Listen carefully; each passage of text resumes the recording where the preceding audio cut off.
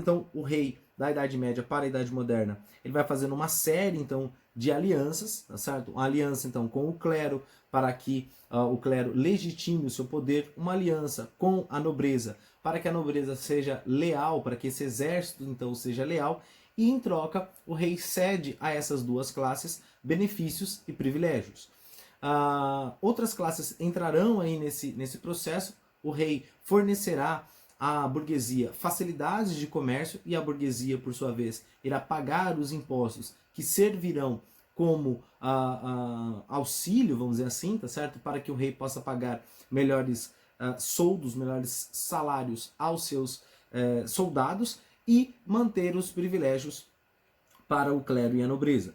Os trabalhadores, por sua vez, entregam ali a sua força de trabalho em troca de proteção. Desta maneira, então, o rei acaba ganhando cada vez mais poder, centralizando ainda mais o poder em suas mãos e se tornando cada vez mais absoluto dentro desse processo todo, certo? Nós teremos aqui, então, pessoal, particularidades em cada uma das formações das monarquias nacionais, lembrando que em Portugal nós temos ali o Dom Henrique Afonso, o Dom Henrique de Borgonha, ganhando então o território do condado portucalense das mãos do rei de Leão, tá? E a independência ela é promovida pelo seu filho Afonso Henriques, se livrando então dessa amarra, buscando a independência, buscando a autonomia, visando aqui um melhor desenvolvimento comercial da região portuguesa. Tá?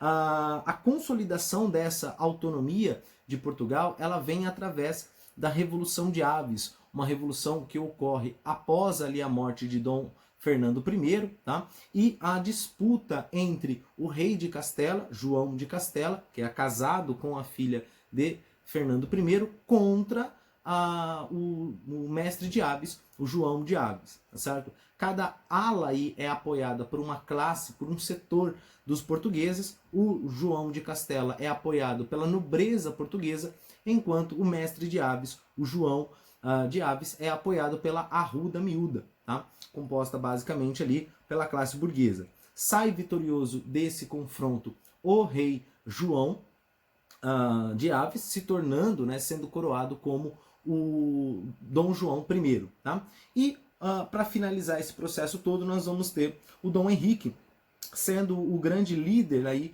do processo de conquista e expansão de Portugal, né, no contexto ali das grandes navegações, da expansão ultramarítima. Tá? Um outro processo que deve ser lembrado é o processo de centralização do poder na Espanha. Você tem ali como início de tudo isso as guerras de reconquista, são lutas então desses reinos católicos, o reino de Leão, o reino de Castela, de Navarra e Aragão, contra os árabes, contra os muçulmanos, tá?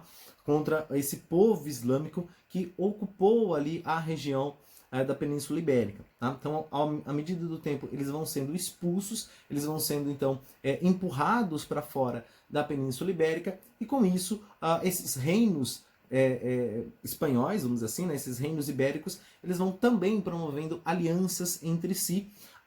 Dentro desse processo, sobram, então, dois grandes reinos, o reino de Castela e o reino de Aragão, que decidem, então, se unir através do casamento de Isabel de Castela com o rei de Aragão, o rei Fernando II, tá? Promovendo então a união desses dois reinos com esse casamento, e o seu filho será rei então, né, dos dois reinos, será o próximo rei da Espanha, tá? Fortalecendo ainda mais esse processo.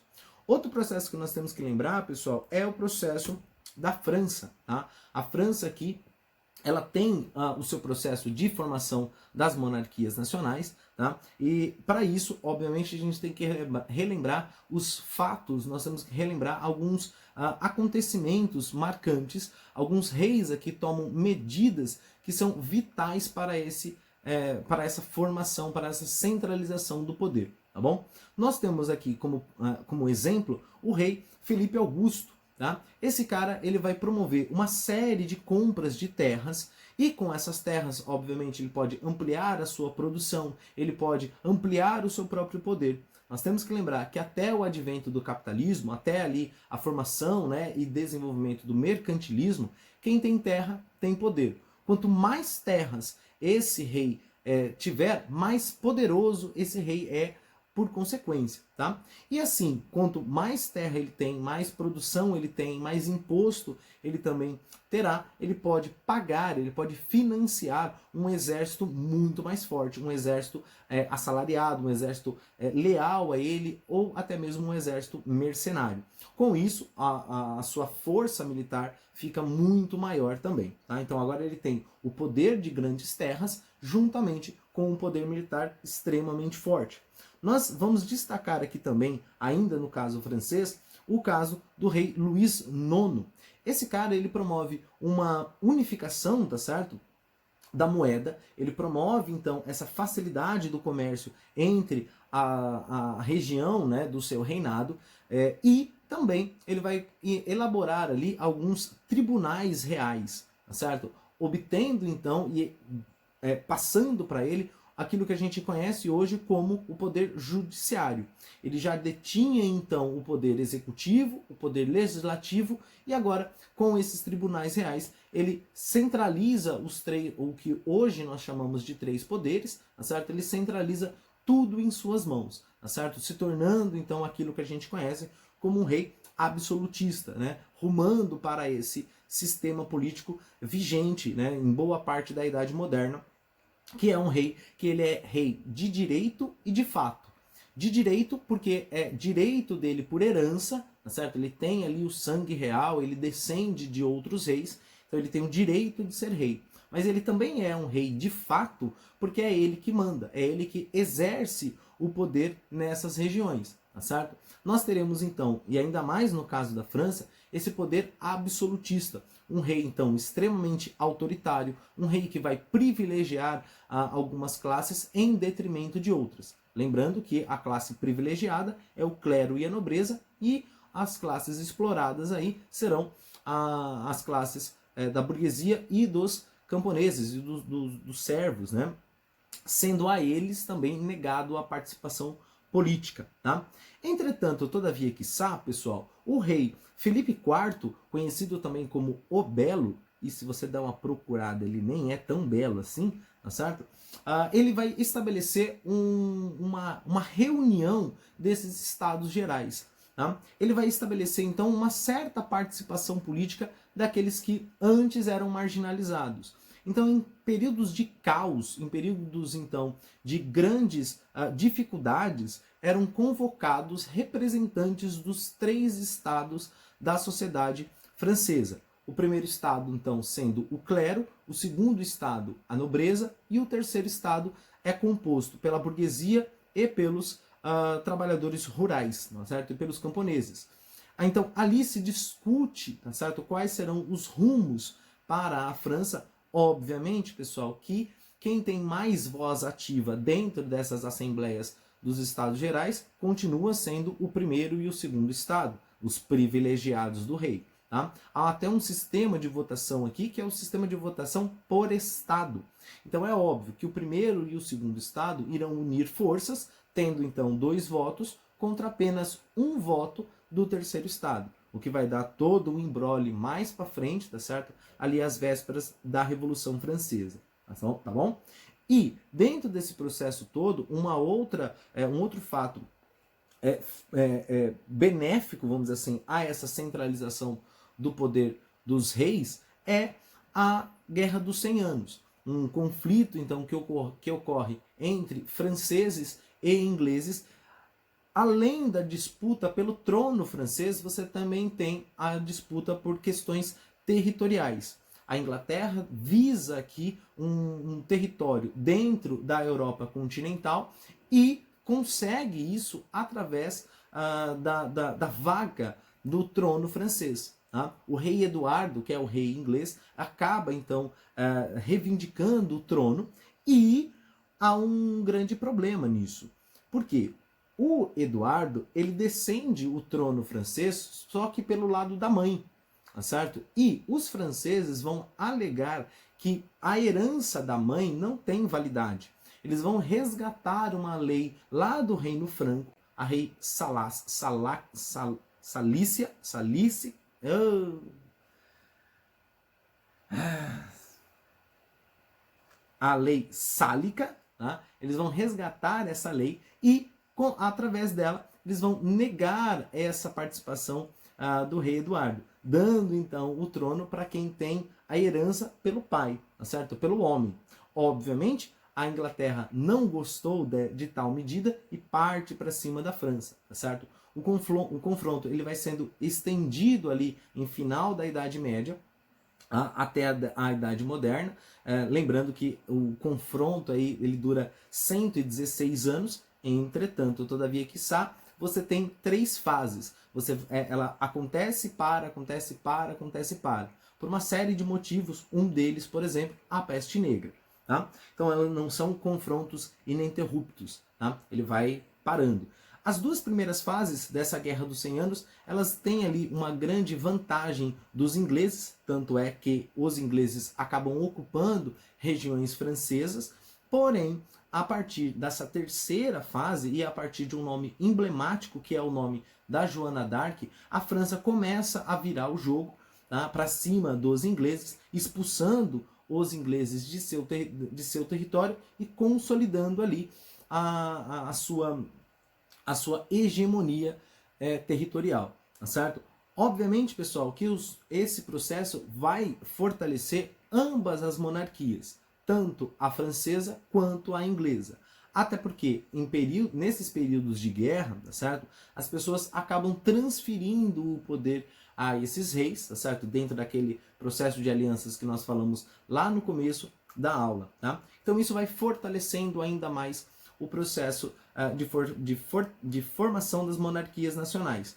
Aqui você vai convencer a população que todo mundo tem a mesma nacionalidade, vamos dizer assim, né? Todo mundo então fala o mesmo idioma, cultua os mesmos deuses, possui os mesmos costumes. Então, por que não ter um único rei? Tá certo? Por que não ter um único governante que vá liderar essa nação para o progresso, vamos dizer assim, tá? Porém, nós temos uma consequência negativa da Guerra dos 100 Anos, tanto para franceses quanto para ingleses. A guerra aqui acaba atrasando ambas as nações no processo de expansão das no processo da expansão no processo da expansão ultramarítima, no processo ali das grandes navegações. Então eles estavam muito concentrados nessa guerra e acabam esquecendo aí a parte da economia, dando então o pioneirismo tanto para Portugal e depois para a Espanha. E aí sim, com o final da Guerra dos 100 Anos, eles começam o seu processo tardiamente, tá bom? E para a gente finalizar todo esse processo, nós vamos dar uma pequena observada no caso inglês, que é bem diferente do caso francês, tá certo? Aqui você vai encontrar o rei Henrique II unificando todos os territórios, tá certo? Esse cara ele passa então a governar os diversos reinos que você vai encontrar ali dentro, né, da Inglaterra, e com o rei com o rei Ricardo I, também conhecido como Ricardo Coração de Leão, você vai ter um fortalecimento do poder dos nobres. Até porque, pessoal, o rei Ricardo I, Ricardo Coração de Leão, ele é um rei extremamente ausente. Ele fica boa parte do seu reinado lutando naquilo que a gente conhece como as cruzadas. Movimentos, então, de cunho militar, religioso, que visava aí retomar a Terra Santa, né, do controle dos infiéis naquela ocasião, né, e sobre a visão católica, os infiéis aqui se tratam dos árabes, muçulmanos ou judeus. Então, com essa ausência do rei, obviamente alguém tem que mandar, obviamente alguém tem que liderar. Então, os nobres passam a tomar gosto, vamos dizer assim, por esse poder. Certo? Passam então a ter uma maior influência política em todas as regiões. Obviamente, pessoal, que ainda assim você tem um poder centralizado nas mãos do Ricardo, tá? Porém, o próximo rei aí, né, da nossa lista, o rei João, conhecido como o rei João Sem Terras, ele acaba promovendo uma série de medidas que traz uma forte insatisfação dentro dessa população. Aumento de impostos, né, impostos a muitas vezes abusivos, outras medidas impopulares, levam então a essa classe da nobreza e também da burguesia, certo? Aí com menos participação, mas não menos influente, certo? Acabam então promovendo essa insatisfação contra o rei João Sem Terras e obrigando o cara a assinar um documento conhecido como a Magna Carta, do qual dá poder, retira não, vamos colocar em outros termos, ele limita o poder do rei. Então agora, o rei da Inglaterra, ou a rainha da Inglaterra, ele pode ser um monarca por direito, porque obviamente ele descende de uma família real, ele tem ali correndo em suas veias essa herança. Entretanto, todavia, quiçá, ele não é um rei de fato, ele não manda. Tá? Aqui quem manda é o que hoje a gente conhece como o parlamento, né? Lá atrás composto pela a Câmara dos Lordes e a Câmara dos Comuns, tendo então na Câmara dos Lordes a nobreza e tendo na Câmara dos Comuns a burguesia. Tá? Então você tem uma grande participação política desses nobres, tomando até mesmo o poder e limitando ali a atuação do rei. Diferente, por exemplo, do caso francês, onde o rei vai ganhando cada vez mais força e vai tendo o poder absoluto em suas mãos, aqui na Inglaterra nós temos um poder já descentralizado da figura do rei, porém centralizado nas mãos desses parlamentares, tá? Dentro do que hoje a gente conhece como os ministros. Tá? Então há ali a votação, os ministros são escolhidos e dentro dos ministros se escolhe o primeiro-ministro, o chefe então do poder executivo. Os ministros então se tornam o poder legislativo e o rei, a rainha no caso, né, hoje em dia a rainha da Inglaterra, ela tem os seus poderes limitados. Ela está muito mais ali como um status do que propriamente uma figura política ativa na sociedade inglesa. Tranquilo? Maravilha? Então, só para a gente salientar aí, né, só para a gente delimitar esse processo e relembrar, né, esse processo de formação das monarquias nacionais. Tá bom? Tranquilo? Maravilha? Valeu!